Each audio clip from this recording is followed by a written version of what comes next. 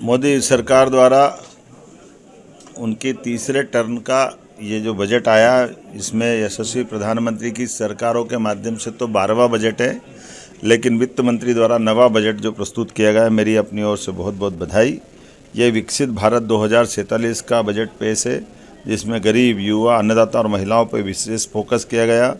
खास करके बजट की जो दिशा और लक्ष्य है, वो लक्ष्य भारत को सशक्त भारत की तरफ ले जाने का है, जिसमें आर्थिक ग्रोथ को बढ़ावा दिया गया है। सभी वर्गों के साथ जनता के कल्याणकारी योजनाओं पर विशेष ध्यान दिया गया है। खासकर भारत को बायोफार्मा हब बनाने की दिशा में विनिर्माण क्षेत्रों के लिए रणनीतिक विकास की दृष्टि से पर्याप्त धनराशि का प्रबंधन किया गया है। क्लिनिकल ट्रायल स्थलों का विकास किया जाएगा, जिसमें 1000 ट्रायल स्तर बनेंगे। रिसर्च एंड डेवलपमेंट के आधार पर एआई के सेक्टर का बड़ा पैमाने पर राज्य के देश के विकास के साथ में हमारा मध्य प्रदेश भी आगे बढ़ेगा, ऐसे मैं उम्मीद करता हूं। वस्त्र उद्योग के सेक्टर में रिफॉर्म करेंगे, जिससे राज्यों को लाभ मिलेगा। 5 लाख से ज़्यादा आबादी वाले शहरों का विकास और ख़ासकर इसके लिए 5000 करोड़ का प्रबंधन करने का व्यवस्था की गई।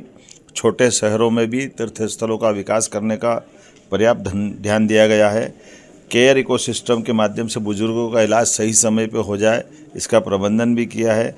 देश के प्रत्येक जिले में एक महिला छात्रावास बनाने का निर्माण, ये नारी सशक्तिकरण की दिशा में ठोस कदम है। भारत ग्लोबल मैन्युफैक्चरिंग का हब बने, इसके भी पर्याप्त प्रबंधन किए गए हैं। इससे कई वैश्विक देशों की चुनौतियों से निपटने में भी हमारी सरकार सक्षम होगी। गंभीर बीमारियों के लिए दवाई सस्ती करके ये सच में बड़ा काम किया है, जिसमें बीमारों के लिए कोई वर्ग का भी हो, लेकिन गंभीर बीमारियां हैं, उसका इलाज बड़ा महंगा पड़ता है। ऐसे में दवाई का सस्ती करना, माननीय प्रधानमंत्री जी को, माननीय वित्त मंत्री जी को बधाई देना चाहूँगा। खास करके पर्यटन स्थलों पर हज़ारों गाइड रख करके रोजगार के नए मार्ग को ढूंढने का प्रयास किया गया है। आर्कियोलॉजी की दृष्टि से, पुरातत्व की दृष्टि से जो रिजर्व स्थान है, उनको भी टूरिज्म की दृष्टि से खोलने का जो निर्णय किया गया है, इससे हमारी प्राचीन विरासत को भी लोग जानने समझने के लिए अवसर लेंगे। और ऐसे में विदेशी पर्यटकों को लाने के लिए 2% टैक्स की कमी करते हुए उनके लिए जो विशेष सौगात दी, जिसके आधार पर वैश्विक स्तर पर टूरिज्म के सेक्टर में भारत का स्थान और बढ़ेगा। जिला अस्पतालों को अपग्रेड करने का निर्णय किया है। इनकम टैक्स के में छोटे करदाताओं के लिए प्रक्रिया आसान की है।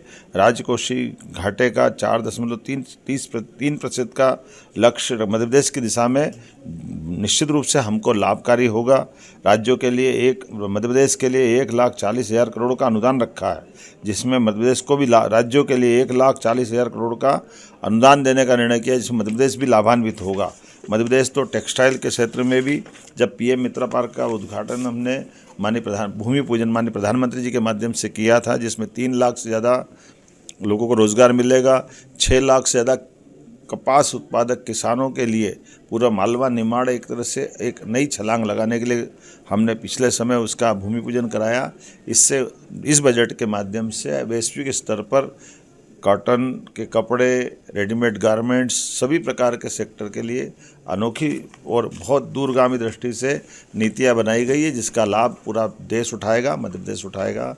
मैं अपनी ओर से, मध्य प्रदेश सरकार की ओर से, प्रदेश की 9 करोड़ जनता की ओर से आज इंदौर में मैंने इस कार्यक्रम में शामिल होकर के बजट भी सुना। बजट से जुड़े हुए विविध अलग अलग श्रेणी के विद्वानों के साथ संवाद भी हुआ, उनके विचार भी जाने, और उनने सबने एक मुक्त कंठ से एक मत होकर के बजट की तारीफ की। ये आनंद का विषय है। मेरी अपनी ओर से बधाई।